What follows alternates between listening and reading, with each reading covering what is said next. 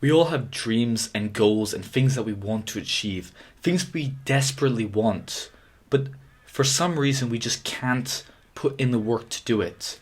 Like, I'm pretty sure if you ask anyone you meet on the street, anyone at all, like, you'll say, do you want to be big and strong? Do you want to be healthy? They'll all say yes.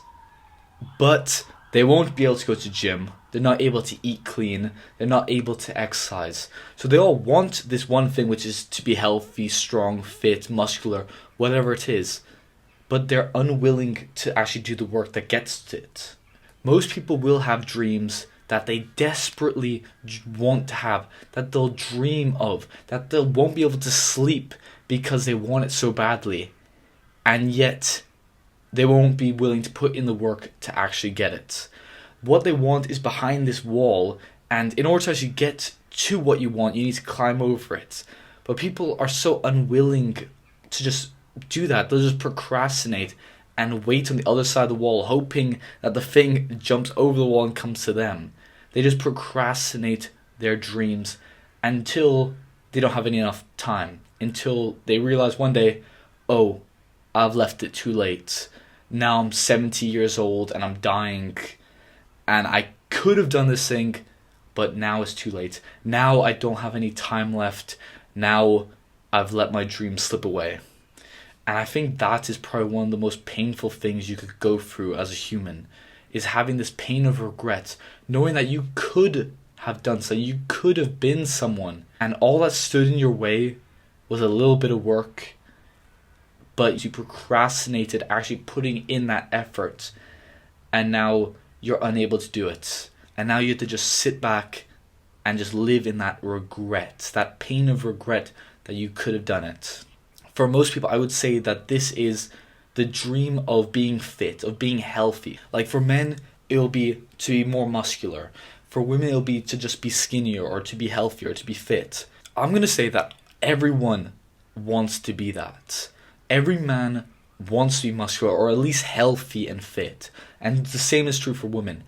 And yet, so few people are able to actually go to the gym, are able to go outside, go for a run, able to go for a walk, unable to put down foods, unable to get into a caloric deficit. So many people want the results easily. They want it quickly. Like, they'll go to the gym for 2 weeks and decide, why aren't my arms bigger? Why aren't my arms huge yet? Why haven't I lost 100 kilos of weight yet? And they'll just quit. It's that instant gratification. And I think this is the main reason why people procrastinate their dreams so much. It's because in order to get that thing that you want, to get that result that you want, you need to actually put in the hard work. That won't be fun. At the start, it will be painful. It will be tiring. It could be embarrassing. Like, you'd put yourself out of your comfort zone in order to actually get it. That requires the skill of delayed gratification. That requires the ability to be able to go out of your comfort zone, be able to work hard, and do it all, like, right, and do this painful thing, the thing that sucks in the short term, but is going to benefit your life in the long term, with no real knowledge that it will. Because most people, like, they'll go to gym, their arms will hurt, and they don't realize that that's good, that's muscle growing. But then they'll just say, oh, my arms hurt, so I'm not going to go anymore. It's like, they don't understand. People are so obsessed with instant gratification. Instant gratification runs their life so completely, so fully, that they're just unable to realize that delayed gratification is what you need, and instant gratification is what's going to hold you back. Like, for me, it was filming these YouTube videos. I procrastinated it the whole time. I would say, okay, I'll write the script tomorrow, I'll come up with ideas tomorrow, I'll film it tomorrow, and then tomorrow would just turn into the next day, into the next day, into the next day.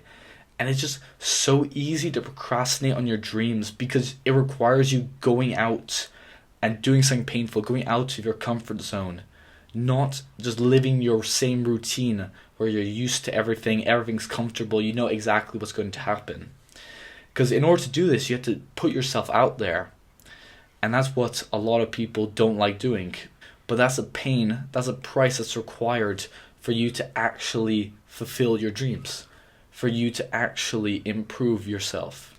So you need to stop procrastinating on your dreams. Stop procrastinating on improving your life fully.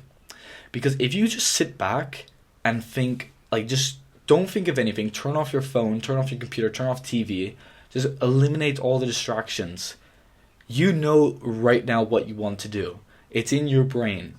Now this could be like you want to go to the gym more often, or you want to start going to the gym, or you want to go bulk, you want to cut, you want to start a business, you want to start a YouTube channel, you want to start writing your own book, whatever it is. Pretty much the idea of what you want is somewhere in your head, but you've just pushed it down, you've pushed it back because it's just easier that way. It's easier to just procrastinate on that and go, oh, well, I could work on that, but I might fail, I might be embarrassed.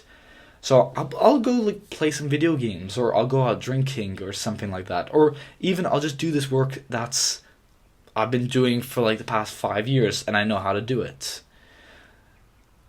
But if you do that, a year will pass, 10 years will pass, 20 years will pass, and if you're still procrastinating on that thing that you want to do, you're going to lose the opportunity to do it. You might as well put yourself out there, because basically, your life is yours. No one else will dictate it. You might get embarrassed slightly. Your friends might make fun of you if you decide to go out and start going to the gym. If you keep in your mind the benefits that will come from you actually continuing to do this work every single day, then the risks, the pain, they all become so minuscule. Because like going to the gym, what you have to do, you have to spend like an hour or two of your day. You have to like wake up and walk there, travel there, and then it's going to be painful actually lifting the weights. But then the benefits that you get from it are so much better that people become addicted to it. Like the benefit from improving your physique, improving your mental health, improving your confidence, like it literally improves everything. For me, going to the gym is the cornerstone of self-improvement. It's the thing that supports all of self-improvement above it. It's the foundation because it improves everything in your life. And the same can be true if you want to start reading more books, if you want to start walking, if you want to start running, if you want to start a YouTube channel, whatever it is. Basically, by doing that painful thing, by bringing yourself out of your comfort zone, that's how you actually grow, that's how you improve. And you'll look back at this and you'll be so glad you did.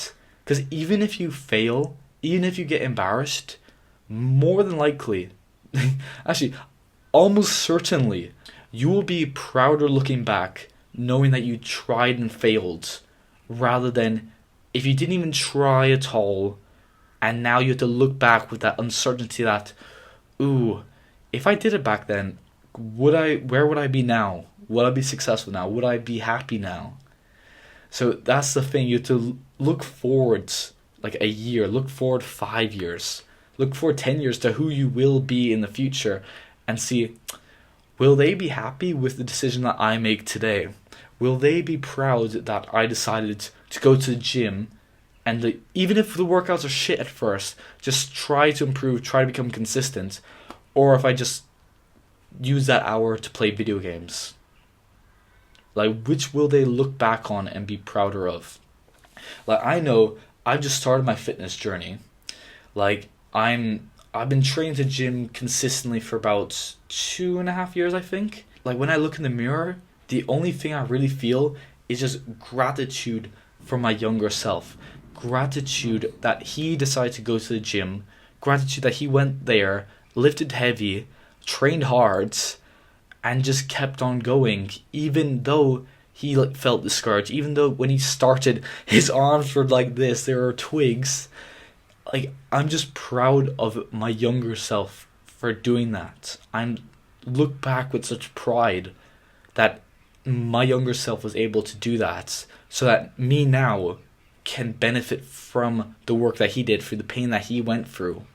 And I know the same thing will be true in 5 years, because I'm just going to keep on becoming more consistent in the gym, training just as intensely, training just as hard as I did for the past few years.